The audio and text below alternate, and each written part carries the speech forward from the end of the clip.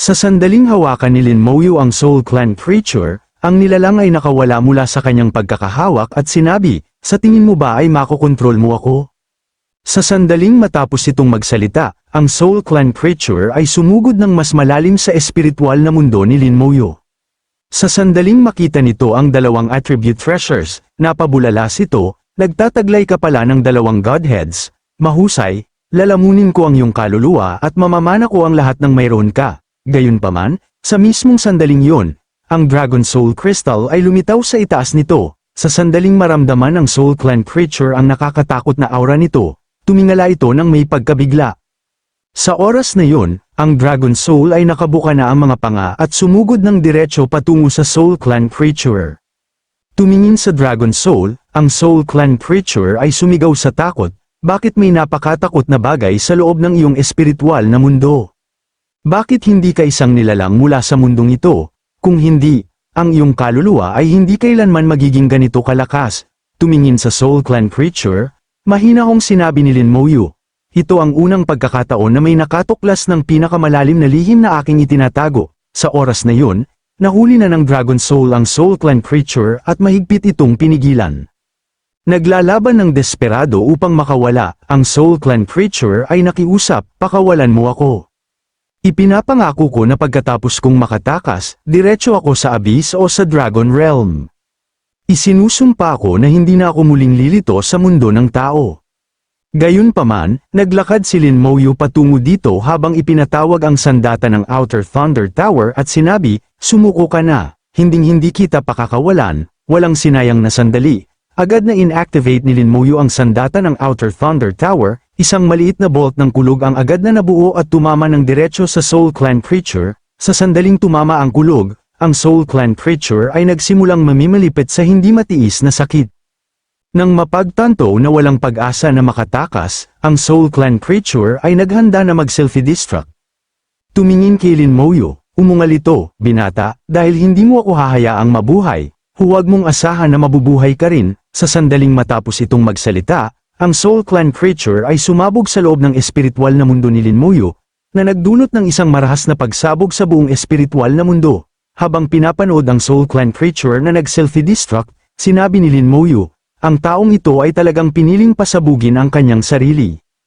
Gayunpaman, ang Soul Clan creature ay hindi tunay na nawasak sa loob ng espiritual na mundo ni Lin Moyu. Sa halip, ito ay nakatakas gamit ang isang natitirang bahagi ng kanyang kaluluwa at nag-teleport sa malayo. Iniisip ang nakakatakot na soul power ni Lin Moyu.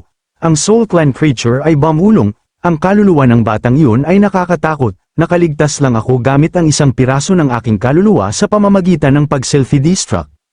Gayunpaman, sa mismong sandaling yun, isang spatial rift ang biglang bumukas sa kalangitan sa itaas nito. Ang napakalaking kuko ni Antares ay umabot mula sa portal at sumunggab patungo sa Soul Clan creature. Nang makita ang kuko ni Antares, ang Soul Clan creature ay sumigaw sa takot, "Hindi, Antares, may kasunduan tayo, hindi mo pwedeng." Gayunpaman, sinunggaban ni Antares ang Soul Clan creature gamit ang kanyang kuko at kinaladkad ito pabalik sa portal. Samantala, ang Dragon Soul Crystal ay bumuka ang mga panga at nagsimulang sumipsip ng nakakalat na soul power. Sa sandaling masipsip nito ang soul power, si Lin Moyu ay nag-level up ng 2 beses ng sunod-sunod, habang pinapanood ang kanyang antas na tumaas. Napagtanto ni Lin Moyu na siya ngayon ay level 79 na. Matapos mag-level up, agad na umalis si Lin Moyu sa kanyang espiritual na mundo. Sa sandaling yon, ang battlefield ay tuluyang natahimik. Ang katawan ni Zhang Yi ay nakahiga ng walang galaw sa lupa. Sa sandaling bumalik si Lin Moyu mula sa kanyang espiritual na mundo, hinawakan niya ang kanyang ulo sa sakit. Sa sandaling yon, lumakad si Bai mula sa likuran at nagtanong, "Moyu, ayos ka lang ba?" Pagkarinig ng tanong ni Bai, tumango si Lin Moyu at sumagot, "Oo, ayos lang ako." Pagkatapos ay tumingin si Lin Moyu sa kanyang mga guro at sinabi, "Guro, isara na ang Eternal Great Wall, tapos na." Pagkatapos nito, lahat ay nagsimulang talakayin kung si Zhang Yi ay tunay na namatay. Mahinahong sumagot si Lin Moyu, "Patay na siya." Pagkatapos ay lumakad si Meng palapit kay Lin Moyu at nagtanong, "Ano ang eksaktong nangyari? Paano siya namatay?" Sumagot si Lin Moyu, "Hindi siya ang righteous God." Pagkatapos ay sinimula ni Lin Moyu na ipaliwanag ang lahat tungkol sa Soul Clan creature. Tinawag nito ang sarili na Soul Clan. Sila ay mga kasuklam-suklam na nilalang na parang insekto. Ang kanyang kaluluwa ay hindi kapani-pani walang malakas, kaya ito ay malamang na isang extraterrestrial race. Pinaghihinalaan niya na ang nilalang na ito ay nagmamay-ari na ng kaluluwa ng Righteous God noong unang makuha ng Righteous God ang Demon-Slaying Sword. Matapos marinig yun, sinabi ni Meng, hindi ko akalain na ang dating tagapangalaga ng lahi ng tao ay isa palang dayuhang lahi na nagkukunwari. Nakatayo sa tabi niya, sinabi rin ni Bai, Mouyo, hindi mo na kailangang mag-alala tungkol sa mga bagay na ito. Kaming bahala sa lahat. Pagkatapos ay kinuha ni Lin Mouyo ang kaliskis ni Antares, tumingin sa kanyang mga guro, at sinabi, sige, iiwan ko na sa inyo ang lahat dito, mga guro, pupunta ako kay Antares at tatanungin siya tungkol sa lahat ng ito.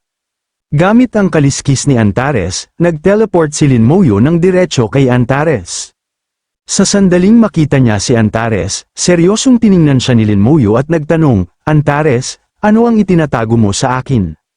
Gayunpaman, matapos marinig ang tanong ni Lin Mouyo, tahimik na bulong ni Antares sa kanyang sarili, hindi talaga ito bibitaw ng dragon na ito. Bahagyang nagalit si Lin Mouyo at tinanong si Antares, alam mo pala na may mali sa kaluluwa ni Zhang Yi, bakit hindi mo sinabi sa akin? Pagkarinig nito, sumagot si Antares, hindi ka naman nagtanong, at saka, malapit ba tayo noon, at hindi ba't naharang at nawasak ko na ang natitira niyang kaluluwa para sa iyo? Sa sandaling marinig yun ni Lin Mouyo, inulit niya ng may pagkagulat, natitirang kaluluwa. Tumawa si Antares at sinabi, syempre, sa tingin mo ba ang Soul Clan ay walang trump card? Sinadya nitong mag-self-destruct upang itago ang tumatakas na natitirang kaluluwa nito. Pagkarinig ng mga salitang yon, ngumiti si Lin Mouyo at sinabi, sige, salamat, Antares, maaari mo bang sabihin sa akin ang higit pa tungkol sa Soul Clan? Pagkatapos ay ipinakita ni Antares kay Lin Mouyo ang Soul Core ng Soul Clan creature at sinabi, nakikita mo ba ito? Ito ang Soul Core ng isang Soul Clan, hanggat hindi nasisira ang Soul Core, maaari nilang iwanan ang kanilang pisikal na katawan, magmay-ari ng iba, at mabuhay muli. Tumingin sa Soul Core, nagtanong si Lin Mouyo, kaya, kung gusto nating patayin sila ng tuluyan, kailangan nating sirain ang kanilang Soul Core. Tumango si Antares at sumagot, tama yan. Ngunit sa sandaling ang isang miyembro ng Soul Clan ay umabot sa True God Realm, maaari itong hamati ng pangalawang Soul Core, karaniwan nilang itinatago ang pangalawang Soul Core sa ibang lugar. Pagkarinig nito, seryosong naisip ni Lin Mouyo sa kanyang sarili, kaya naman sinabi nitong ito ay isang immortal na nilalang. Tumawa si Antares at sinabi, hanggat ang iyong antas ay sapat na mataas at ang iyong lakas ay sapat na malaki, walang ganoong bagay na tunay na immortal.